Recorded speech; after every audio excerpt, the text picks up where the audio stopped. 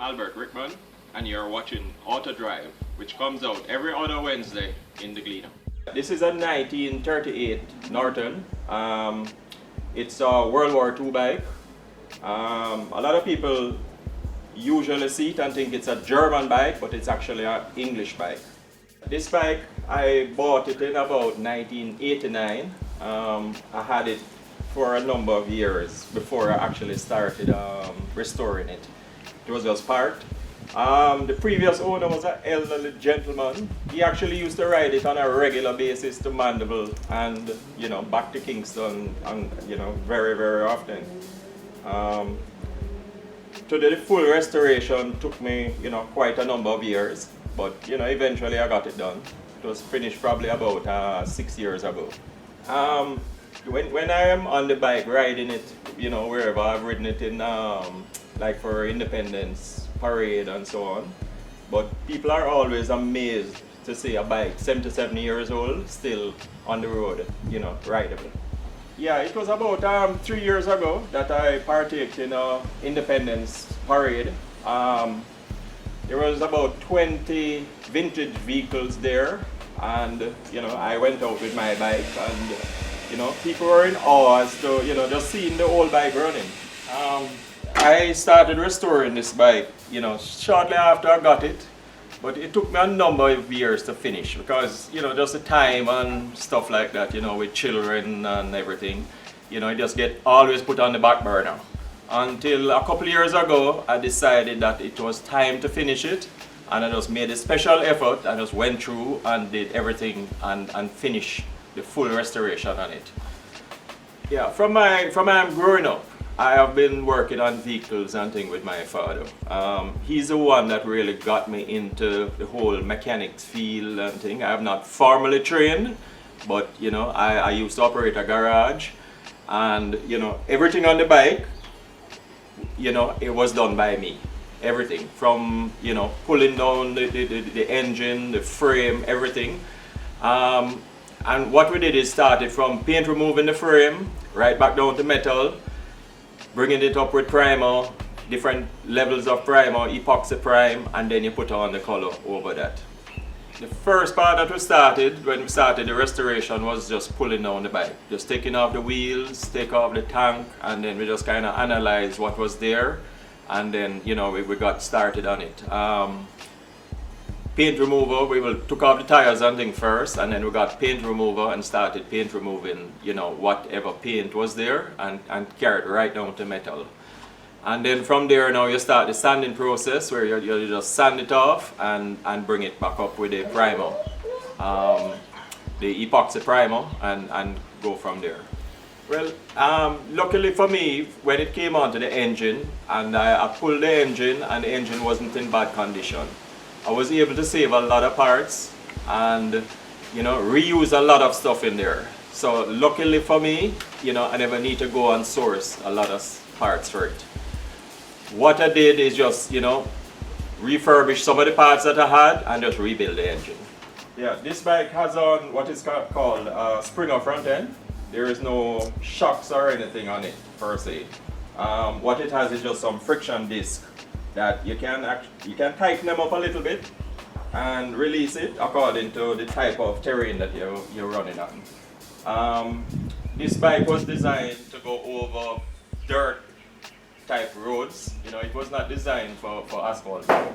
So although it has this antiquated suspension, it still works quite well on our roads today. Yeah, the braking system on this bike, it's just a regular drum brakes with cable. It don't use hydraulics. In other words, it don't use brake fluid or anything like the modern bikes do today. Simple cable system with the drum brakes. On this bike, you don't have an automatic advance system for the ignition system. It is manually operated. So when you start in the bike, you have to retard it first. And when it is started and you start to ride it, then you have to manually retard the bike. On the other side, you have a choke, that is just mainly just for starting. The rest of controls is just regular clutch, and the brake lever is on the right. Yeah, the engine is a single cylinder 500cc. It's what is considered a valve in the block engine. It's single carburetor, and it is a single AMAL carburetor, and it's a flat head that is used on this bike.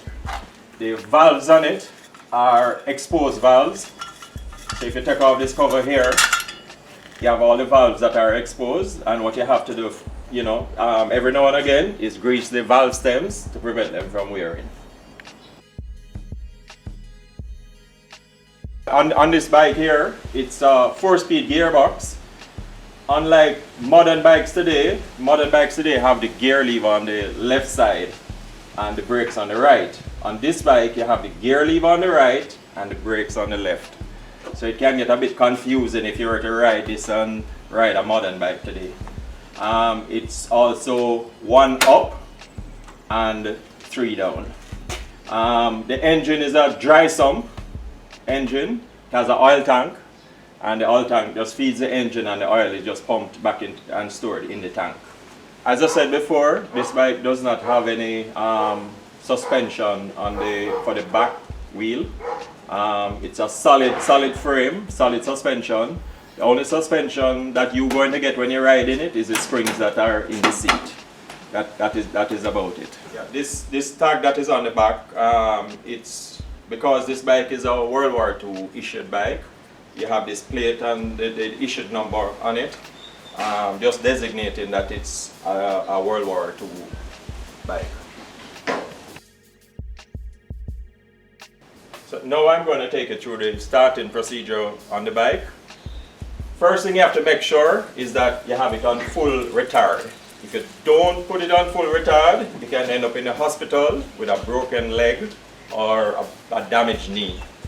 The second thing is that if it's cold, you're going to need to put on a choke, turn on the gas, turn on your oil, just neutral the bike. The next thing that you have to do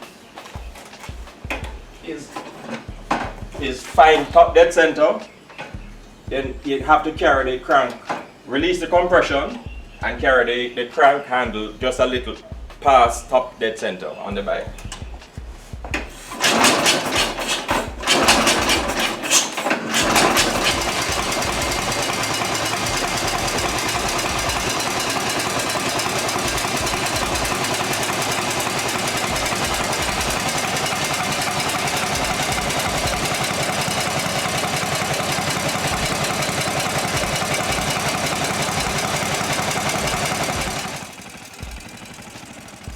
When I first saw this bike, I was amazed at the precision of the restoration job.